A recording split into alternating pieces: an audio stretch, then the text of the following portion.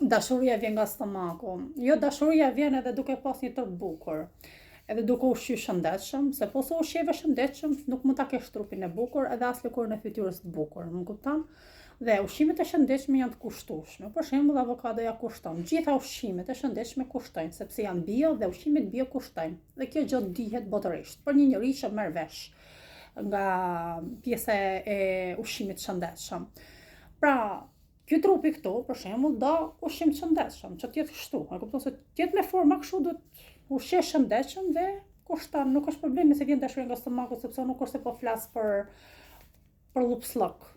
E kupton, po flas për ushqimet të shëndetshme dhe nuk po flas as për restorante, për të shku për të marrë restorantet me radhë, e për shëtit restorantet e botës, jo. Në video unë s'kam përmend asnjë restorant, as kafe, as restorant, as gjë. Po flasim për ekonomi me standard mesatar, që do të thot një njerëz që ta bën propozimin për marrëdhëna standardin ekonomik mesatar duhet ta ketë në të kundërt 3 beqar, se nuk është për të martuar, nuk është për të krijuar familje, nuk është për të pas femër krah. Por që të kesh femër krah, femrën duhet ta mbash pikë muhabeti. Pra, ai mashkull që martohet, femrën duhet ta mbaj.